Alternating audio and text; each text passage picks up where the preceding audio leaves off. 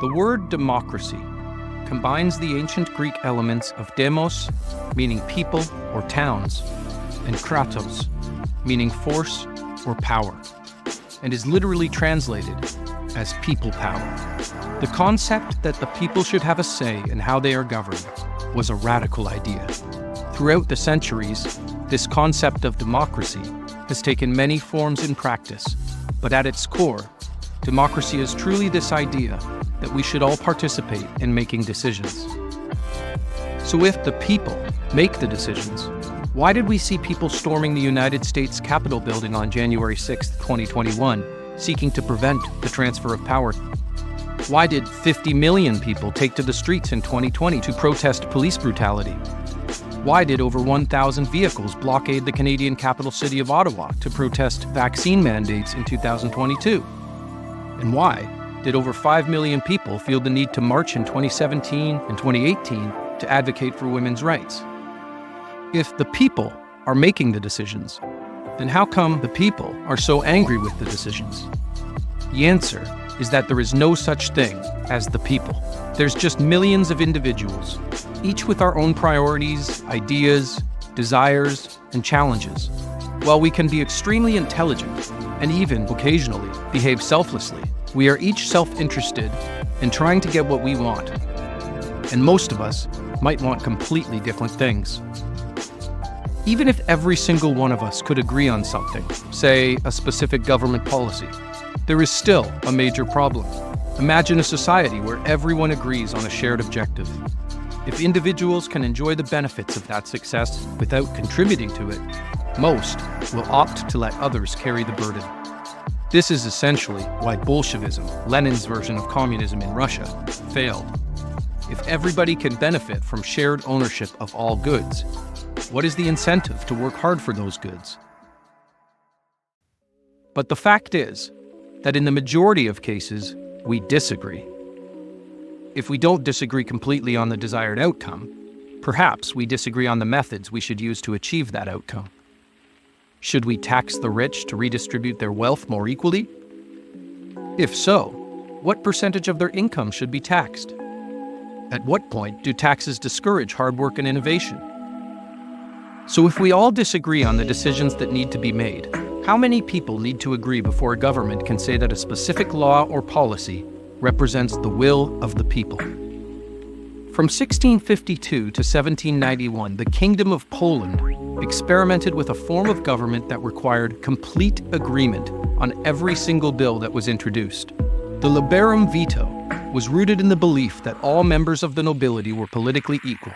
In practice, it required unanimous approval for any bill to pass in the Sejm, the Polish parliament. First invoked in 1652 to dissolve a parliamentary session, the veto quickly became a tool of obstruction.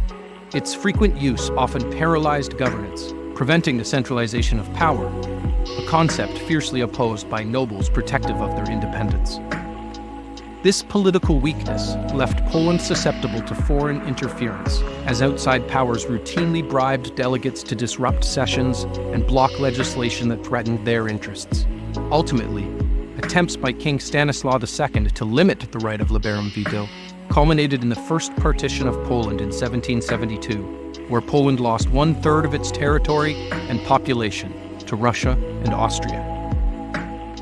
So it's clear that in order to be able to effectively make decisions, governments need to be able to pass laws and create policies that some percentage of the population disagrees with.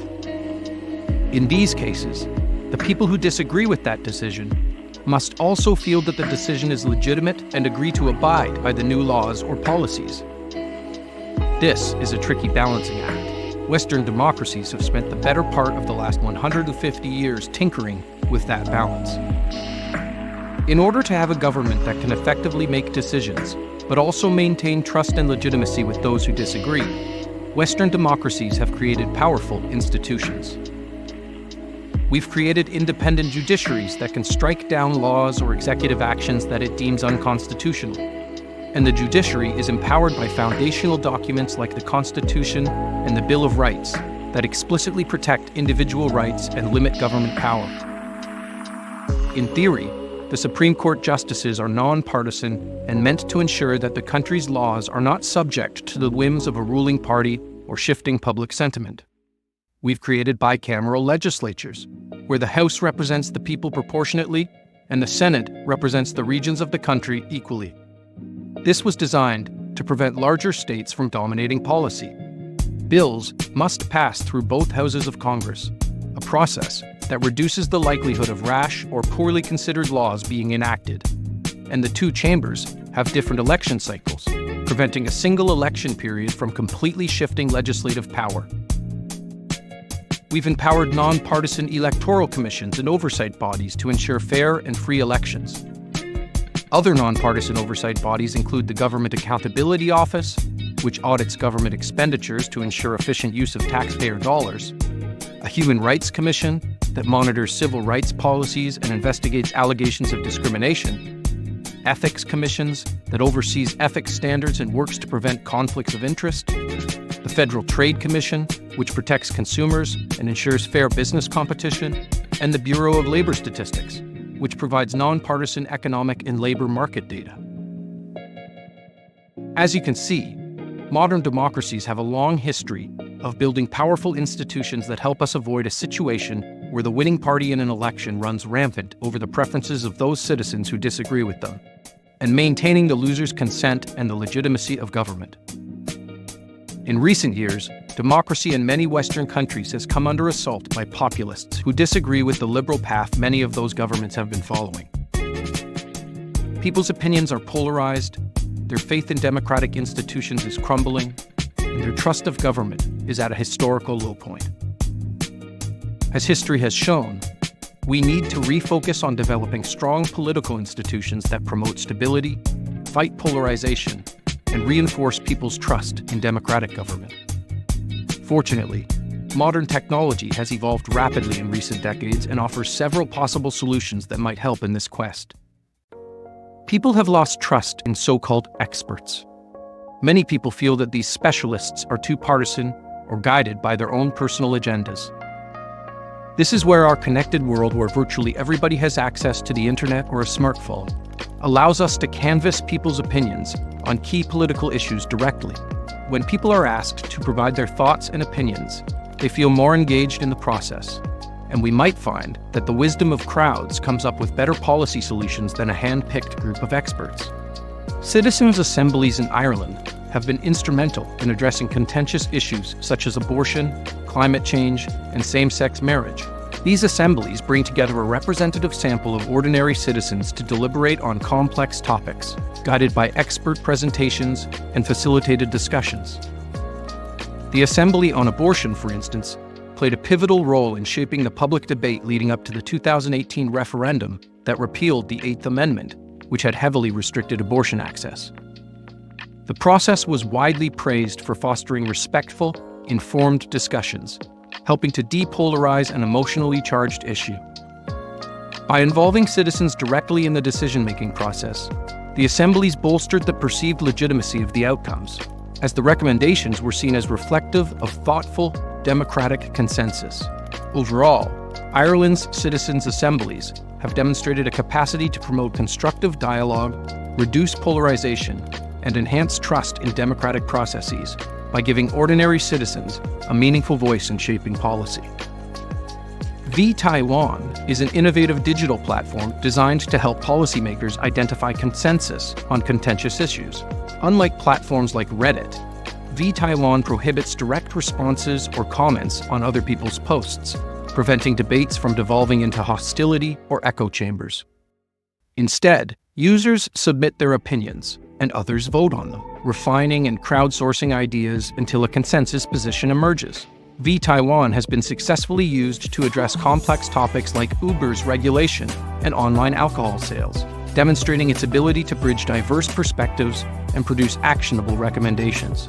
By focusing on collaborative decision-making rather than adversarial debate, vTaiwan, or digital platforms like it, have the potential to create a more inclusive and productive environment for public policy discussions. Open primaries, where voters are not required to register with a specific political party to participate, have the potential to reduce political extremism by encouraging candidates to appeal to a broader electorate rather than just their party's base. This system allows independents and moderates to have a voice in candidate selection, fostering more centrist and widely acceptable nominees. States like California and Washington have adopted a top 2 open primary system, where all candidates compete in a single primary regardless of party, with the top 2 advancing to the general election. This approach has been credited with reducing partisan polarization by incentivizing candidates to build coalitions across party lines to secure broader support. Another idea is to make voting mandatory. Compulsory voting laws, as implemented in countries like Australia and Belgium, could significantly reduce polarization and increase voter participation. By requiring all eligible citizens to vote, these laws ensure that elections reflect the preferences of the entire electorate, including moderates and less politically engaged individuals, rather than being dominated by highly motivated partisan voters. In Australia, where voting is mandatory, turnout consistently exceeds 90%, fostering a political environment where candidates must appeal to a broader spectrum of voters, reducing extremism. To support compulsory voting, innovations like online and mail-in voting, early voting, universal voter registration, mobile polling units, flexible voting locations, and making Election Day a holiday would make the process more convenient, inclusive, and accessible for all citizens. In the end, democracy is not a perfect system. It's a messy, ever-evolving experiment in collective decision-making. But it's also the best tool we have to balance our diverse needs, values, and ambitions as a society. From the lessons of history to the innovative practices of today, we see that strong institutions, inclusive policies, and creative approaches like citizens' assemblies or platforms like vTaiwan can help rebuild trust, reduce polarization, and empower people to feel heard.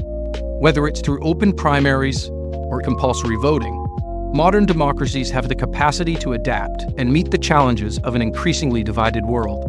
Democracy thrives not when everyone agrees, but when we find ways to disagree constructively and move forward together.